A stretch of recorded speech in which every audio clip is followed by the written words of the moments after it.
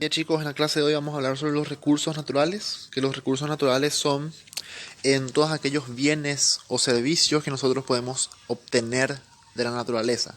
Si nos referimos a bienes, por ejemplo, podemos hablar de cosas que podemos obtener. Por ejemplo, un bien que podemos obtener de la naturaleza sería carne.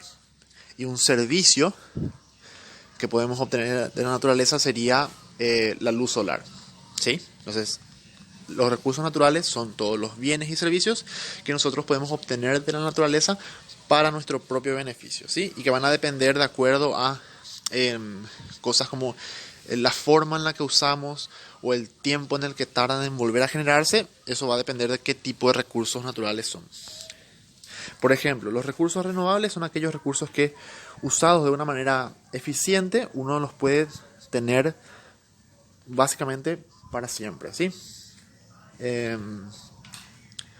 Ejemplos de estos son el bosque, el agua, los vientos, peces y radiación solar. Hagan una diferenciación acá que la radiación solar es un recurso renovable que siempre vamos a tener y no depende básicamente de nosotros.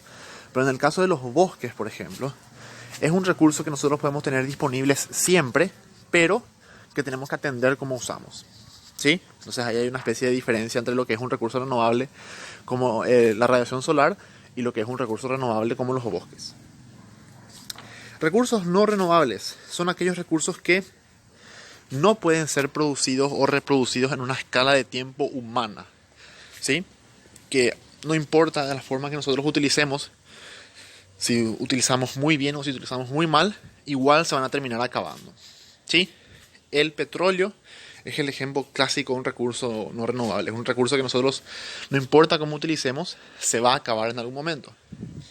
¿Eso quiere decir que el petróleo nunca se va a volver a generar? Sí, se va a volver a generar petróleo. Pero la escala de tiempo o el tiempo que tiene que pasar para que ese petróleo se vuelva a generar es una escala de tiempo tan grande que a nosotros los humanos no nos sirve. ¿Sí? Por eso es que se le dice recurso no renovable. Porque si bien puede llegar a renovarse, el tiempo en que tarda es demasiado como para que nosotros podamos aprovecharle.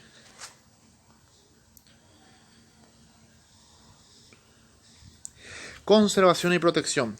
Entonces, para la conservación y la protección de los recursos naturales, tenemos que tener en cuenta que hay que siempre tratar de buscar el equilibrio ecosistémico, el equilibrio ambiental, ¿sí? Hay que tratar de usar los recursos naturales de una manera en la que nosotros podamos usarlos por el mayor tiempo posible y de la forma más eficiente posible. ¿Eso qué quiere decir? Eficiencia quiere decir que usamos de una forma correcta, una forma que nos permita no pasar apuros. Significa que no usar todo hoy y después que no tengas disponible tu recurso mañana. Eso quiere decir usarlo de forma eficiente. Y la conservación y la protección está básicamente referida a lo que son los recursos renovables, porque eso es lo que se pueden conservar y lo que se pueden proteger. Para los recursos no renovables no existen mucha política de conservación porque, como ya dijimos, se van a terminar acabando sí o sí. Bueno, dentro de los recursos naturales tenemos la fauna y la flora. ¿Qué es la fauna? Es el conjunto de todos los animales que existen en el planeta, ¿sí?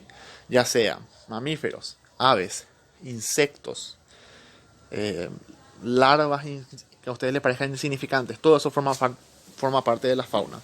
Y la flora es el conjunto de especies vegetales, que habitan en una región. O sea, la flora es todo el conjunto de plantas que hay, plantas, árboles o vegetación que hay en el mundo. En términos de la flora, tenemos siete zonas distintas que tienen cada una sus características. Por ejemplo, la zona holártica es una zona que se caracteriza por tener plantas de frío que están acostumbradas al frío, ¿sí? Entonces ahí, por ejemplo, tenemos los bosques de pinos o cosas así, que son árboles que están adaptados para el frío. Después tenemos las zonas neotropicales y paleotropicales, que son las zonas donde existe la mayor cantidad de especies distintas de árboles y de plantas en general. Por ejemplo, en la zona holártica hay mucha vegetación, pero son muy pocas las especies que hay. Entonces tenemos muchas plantas, pero son más o menos casi todas iguales. En cambio, en la zona neotropical y paleotropical tenemos muchas plantas y de muchas especies distintas. Después tenemos la región, el reino capense, que es un reino en el que no se encuentran demasiados árboles, por eso se le distingue del resto. En la zona esto es zona de Sudáfrica. En la zona de Sudáfrica, hacia la punta de Sudáfrica, no existen muchos árboles, en la zona del Cabo. Y tenemos el reino australiano, que es una zona que se caracteriza porque tiene especies que solamente se encuentran en esa zona y en ninguna otra. Ahora vamos a hablar un poco de lo que son las especies que tienen peligro de conservación en el Paraguay, ¿sí? Vamos a darle, simplemente para que ustedes sepan, para darle cara a algunas de las especies que nosotros tenemos que tienen un cierto peligro. Y el peligro que tienen todas estas especies, tanto de plantas o de animales, que vamos a ver, tiene que ver con la forma en la que se usan, el motivo para el que se usan y el hábitat en el que viven. Hay especies que están en peligro de extinción por las especies en sí, porque lo que se busca es, por ejemplo, su piel, su carne o su madera. Y hay otras especies que están en peligro porque las zonas en las que habitan son zonas en las que el hombre llegó y le cambió totalmente su ecosistema. Entonces, hay especies que están en peligro porque nosotros usamos esa especie en sí, y hay otras especies que están en peligro porque nosotros estamos usando su hábitat. Entonces, nos dice que los animales en peligro de extinción, de 169 especies de mamíferos que tenemos en Paraguay, 76 están amenazadas de alguna forma. Entonces tenemos el primero, es el ciervo de los pantanos, que es un animal que está en peligro de extinción por el animal en sí, porque sufre de mucha cacería y porque hay una presión en su hábitat, ¿sí? El ciervo de los pantanos se encuentra hacia los humedales y los humedales están siendo explotados por los que cultivan arroz, y eso entonces hace que tengan, aparte de que se les caza, que tengan poco hábitat.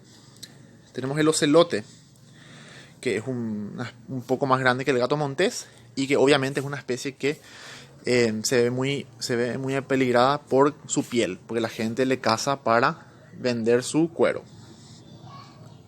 Después, en peligro de extinción, tenemos el aguaraguazú, que es una especie muy importante para el Gran Chaco, que también se ve amenazada porque su hábitat se está deteriorando.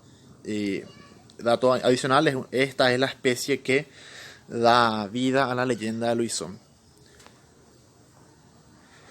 Después tenemos el yurumí, que es el oso hormiguero gigante, es un animal que mide 2,5 metros o más desde la punta de la nariz hasta la punta de la cola.